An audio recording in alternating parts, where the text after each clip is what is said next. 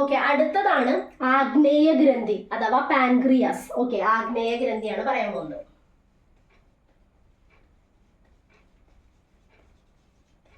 Okay, അല്ലെങ്കിൽ pancreatic gland. Okay, pancreas. അപ്പോൾ ഇത്രയാണ് വരുന്നത്. ഇതിൽ ആഗ്നേയ ഗ്രന്ഥി അല്ലെങ്കിൽ പാൻക്രിയാസ്, ഇതിന്റെ വേറൊരു പേര്, ഇത് നമുക്ക് കാണാൻ പറ്റുന്നത് എവിടെയാണ്? വയറിൽ, അതായത് നമ്മുടെ ആമാശയത്തിന്റെ തൊട്ട് താഴെയായിട്ട് കാണപ്പെടുന്നത്. ഓക്കെ, ആമാശയത്തിന്റെ തൊട്ട് താഴെയായിട്ട് കാണപ്പെടുന്ന ഗ്രന്ഥിയാണ് ഈ പറഞ്ഞ ആഗ്നേയ ഗ്രന്ഥി അല്ലെങ്കിൽ പാൻക്രിയാസ്. ഓക്കെ, ആമാശയത്തിന്റെ തൊട്ട് താഴെയാണ്. ഇതിനെ കോമൺ ആയിട്ട് പറയുന്നത് സ്വീറ്റ് ബ്രെഡ് അല്ലെങ്കിൽ മധുര ഗ്രന്ഥി എന്നൊക്കെ അറിയപ്പെടാറുണ്ട്. ഓക്കെ, ഇനി ഇവിടെ നമ്മൾ പറഞ്ഞു കഴിഞ്ഞാൽ ഇവിടെ ഈ ഒരു ഗ്രന്ഥിക്ക് ഒരു പ്രത്യേകതയുണ്ട്, മറ്റുള്ളവരുടെ പോലെയല്ല. ഇത് ഒരേ സമയം അന്തസ്രാവി ഗ്രന്ഥിയായിട്ടും ബഹിർസ്രാവി ഗ്രന്ഥിയായിട്ടും വർക്ക് ചെയ്യും. ഓക്കെ, ഫങ്ഷൻ ചെയ്യും. അതാണ് ഇതിൽ ഒരേ സമയം എന്ത് നടക്കുന്നുണ്ട്? അന്തസ്രാവി ഗ്രന്ഥിയായിട്ടും വർക്ക് ചെയ്യുന്നുണ്ട്, അതേപോലെ തന്നെ ബഹിർസ്രാവി ഗ്രന്ഥിയായിട്ടും ഒരേ സമയം തന്നെ വർക്ക് ചെയ്യുന്നുണ്ട്. അപ്പൊ അതിൽ അന്തസ്രാവി ഗ്രന്ഥി എന്ന് പറയുമ്പോൾ നമുക്കറിയാം ഹോർമോൺസ് ആണ് ഉണ്ടാക്കുന്നത്. ബഹിർസ്രാവി ഗ്രന്ഥി ആണെങ്കിൽ എന്താ എൻസൈംസ് അല്ലെങ്കിൽ രാസാഗ്നികളാണ് ഉണ്ടാക്കുക. അപ്പോൾ അന്തസ്രാവി ഗ്രന്ഥി ആയിട്ടുള്ള, അതായത് എൻഡോക്രൈൻ ഗ്ലാൻഡ് ആയിട്ടുള്ള ഈ ഒരു പാർട്ട് എന്തായിരിക്കും? ഹോർമോണിനെ ആയിരിക്കും ഉണ്ടാക്കുക. അങ്ങനെ ഉണ്ടാക്കുന്ന രണ്ട് ഹോർമോണുകളാണ് ഇൻസുലിനും ഗ്ലൂക്കഗോണും. ഏതൊക്കെയാണ്? ഇൻസുലിനും ഗ്ലൂക്കഗോണും. അങ്ങനെ ഉണ്ടാക്കുന്ന രണ്ട് ഹോർമോൺ, ഒന്ന് ഇൻസുലിൻ ഒന്ന് ഗ്ലൂക്കഗോൺ ആണ്. Okay, glucagon. ഒന്ന് ഇൻസുലിനും ഒന്ന് ഗ്ലൂക്കഗോണും ആണ്. ഇനി അങ്ങനെയാണെങ്കിൽ അതിന്റെ ബഹിർസ്രാവി ഗ്രന്ഥിയുടെ ഭാഗം ഉണ്ടാക്കുന്നതാണ് എൻസൈമുകൾ. 3 എൻസൈമുകളാണ്: ലിപ്പേസ്, അമിലേസ്, പ്രോട്ടിയേസ്. ഓക്കെ, ഒന്നേതാണ് അമിലേസ്. അമിലേസ് എന്ന് പറയുന്ന ഒരു എൻസൈം ഉണ്ടാക്കുന്നുണ്ട്, അതുപോലെ ലിപ്പേസ് എന്ന് പറയുന്ന ഒരു എൻസൈം ഉണ്ടാക്കുന്നുണ്ട്, ദെൻ പ്രോട്ടിയേസ് എന്ന് പറയുന്ന എൻസൈം ഉണ്ടാക്കുന്നുണ്ട്. ഓക്കെ, ഇങ്ങനെ 3 എൻസൈമുകളാണ് ഇതിൽ വരുന്നത്. അപ്പോൾ ഇതിലെ ഫസ്റ്റ് പാർട്ടാണ് അന്തസ്രാവി ഗ്രന്ഥിയായിട്ട് ആക്ട് ചെയ്യുന്ന ആ ഒരു ഭാഗം ഉണ്ടാക്കുന്ന രണ്ട് ഹോർമോണുകളാണ് ഇൻസുലിനും അതുപോലെ ഗ്ലൂക്കഗോണും. ഓക്കെ, അറിയാവുന്ന കാര്യമാണ് ഇൻസുലിനും അതുപോലെ ഗ്ലൂക്കഗോണും. ഇനി ഈ ഇൻസുലിൻ അല്ലെങ്കിൽ ഗ്ലൂക്കഗോണിനെ ബാലൻസ് ചെയ്ത്, അതായത് ഇപ്പോൾ രക്തത്തിലെ ഗ്ലൂക്കോസിന്റെ അളവിനെ നിലനിർത്തുന്ന അല്ലെങ്കിൽ കൺട്രോൾ ചെയ്യുന്ന ഗ്രന്ഥി ചെയ്താന്ന് ചോദിച്ചു കഴിഞ്ഞാൽ അത് ആഗ്നേയ ഗ്രന്ഥിയാണ്. ഓക്കെ, പാൻക്രിയാസ് ആണ്. അപ്പൊ ഇൻസുലിനും ഗ്ലൂക്കഗോണും ഉണ്ടാക്കപ്പെടുന്നത് കുറച്ച് ഗ്രൂപ്പ് ഓഫ് സെൽസ് കൂടിയിട്ടാണ്. ആ ഗ്രൂപ്പ് ഓഫ് സെല്ലുകളെ പറയുന്ന പേരാണ് ഐലറ്റ്സ് ഓഫ് ലാംഗർഹാൻസ്. ഓക്കെ, ആ സെല്ലുകളുടെ പേരാണ് എന്ത്? Islets of Langerhans. ഒരു ഗ്രൂപ്പ് സെല്ലുകളാണ്. ഓക്കെ, കൂട്ടം കോശങ്ങളാണ്. ഇനി ഇതിൽ രണ്ട് ടൈപ്പ്, ഈ ഒരു ഗ്രൂപ്പിൽ ഈ ഒരു കൂട്ടത്തിൽ 2 തരം സെല്ലുകൾ ഉണ്ടാവും. ഒന്ന് ആൽഫ, ഒന്ന് ബീറ്റ. ഓക്കെ, ഇതിൽ ബീറ്റ കോശങ്ങൾ ഉണ്ടാക്കുന്നതാണ് ഈ പറഞ്ഞ ഇൻസുലിൻ.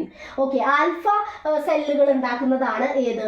ഗ്ലൂക്കഗോൺ എന്ന് പറയുന്നത്. ഓക്കെ, അതായത് ബീറ്റ കോശങ്ങളാണ് ഇൻസുലിൻ ഉണ്ടാക്കുന്നത്, ആൽഫ കോശങ്ങളാണ് ഗ്ലൂക്കഗോണിനെ പ്രൊഡ്യൂസ് ചെയ്യുന്നത്. ഓക്കെ, ആദ്യമായിട്ട് കൃത്രിമമായിട്ടുണ്ടാക്കിയ ഇൻസുലിൻ ഉണ്ട്, അതാണ് ഹ്യൂമിലിൻ എന്ന് പറയുന്നത്. ഓക്കെ, അപ്പോൾ ഇത്രയും കാര്യങ്ങൾ. ഇനി അത് പ്രൊഡ്യൂസ് ചെയ്തത്, പിന്നെ ഇൻസുലിൻ കണ്ടുപിടിച്ചത് ബാൻഡിങ് ആൻഡ് ബെസ്റ്റ് എന്ന് പറയുന്ന 2 സയന്റിസ്റ്റാണ്. അപ്പോൾ നമ്മൾ ഇൻസുലിൻ ആണ് പറഞ്ഞുകൊണ്ടിരിക്കുന്നത്. ഇൻസുലിന്റെ ഫംഗ്ഷൻ എന്ന് പറഞ്ഞാൽ ബ്ലഡിൽ ഷുഗറിന്റെ ലെവലിനെ കുറയ്ക്കാൻ സഹായിക്കുന്നതാണ് ഇൻസുലിൻ. ഓക്കെ, അവിടെ ഇൻസുലിൻ ചെയ്യുന്ന ഫംഗ്ഷൻ എന്താണ്?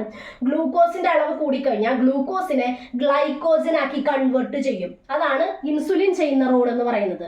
അതേസമയം ഗ്ലൂക്കഗോൺ ചെയ്യുന്നത് നേരെ തിരിച്ചുള്ള പണിയാണ്. അതായത് ഗ്ലൂക്കോസിനെ ഗ്ലൈക്കോജൻ ആക്കി വെച്ചിട്ടുണ്ടാവും ഇൻസുലിൻ. ഇനി ആ ഗ്ലൈക്കോജനെ തിരിച്ച് ഗ്ലൂക്കോസ് ആക്കുന്നതാണ് ആര് ചെയ്യുന്നത്? കുറയുമ്പോൾ ഗ്ലൂക്കോസ് ആക്കുന്നതാണ് ഈ ഗ്ലൂക്കഗോൺ എന്ന് പറയുന്ന ആണ് ചെയ്യുന്നത്. മീൻസ് ഹോർമോൺ ചെയ്യുന്ന ഫംഗ്ഷൻ എന്ന് പറയുന്നത്. അപ്പോൾ ഇത്രയാണ് ഈ ഒരു ഭാഗത്ത് വരുന്നത്. പിന്നെ ഇവിടെ നമ്മൾ പറഞ്ഞത് എൻസൈമാണ്.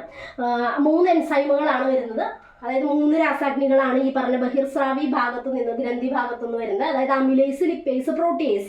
അമിലേസ് അന്നജത്തിനെ വിഘടിപ്പിക്കാൻ സഹായിക്കുന്നതാണ്. ലിപ്പേസ് ഫാറ്റിനെ വിഘടിപ്പിക്കാൻ സഹായിക്കും. അതുപോലെ പ്രോട്ടിയേസ് ആണെന്നുണ്ടെങ്കിൽ പ്രോട്ടീൻസിനെ ബ്രേക്ക് ഡൗൺ ചെയ്യാൻ സഹായിക്കും. ഇനി നോർമൽ ബ്ലഡ് ഷുഗർ ലെവൽ എന്ന് പറയുന്നത് 70 to 110 mg ആണ്. 100 ml ബ്ലഡ് ആണ് വരുന്നത്. അപ്പം 70 to 110 ആണ് ഏത് വരുന്നത്? ഷുഗർ ലെവൽ എന്ന് പറയുന്നത്, ബ്ലഡ് ഗ്ലൂക്കോസ് ലെവൽ എന്ന് പറയുന്നത്. ബ്ലഡിൽ ഗ്ലൂക്കോസിന്റെ അളവ് കൂടുന്നതിനെയാണ് നമ്മൾ എന്ത് പറയുന്നത്? പ്രമേഹം എന്ന് പറയുന്നത്. ഇനി അങ്ങനെ വരുന്ന ആ ഒരു സാധാരണ പ്രമേഹത്തിന് പറയുന്ന പേരാണ് എന്ത്? Diabetes mellitus. നേരത്തെ ഒരു ഡയബറ്റിസ് ഇൻസിപ്പിഡസ് പറഞ്ഞിട്ടുണ്ടായിരുന്നു, അത് വെള്ളത്തിന് വാസോപ്രസിനുമായി ബന്ധപ്പെട്ടിട്ട്.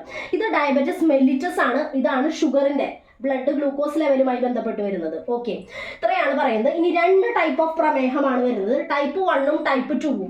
ടൈപ്പ് 1 പ്രമേഹം എന്ന് പറയുന്നത് കുട്ടികളിൽ വരുന്നതാണ്. അതായത് ഈ പറഞ്ഞ ഇൻസുലിൻ ഉണ്ടാക്കുന്ന ബീറ്റ സെല്ലുകൾക്ക് ആ ഇൻസുലിനെ ഉണ്ടാക്കാൻ, പ്രൊഡ്യൂസ് ചെയ്യാനുള്ള കഴിവില്ലായ്മ, അങ്ങനെ വരുമ്പോൾ ഉണ്ടാകുന്നതാണ് ഏത്? ടൈപ്പ് 1 പ്രമേഹം. അത് കുട്ടികളിലാണ് വരിക.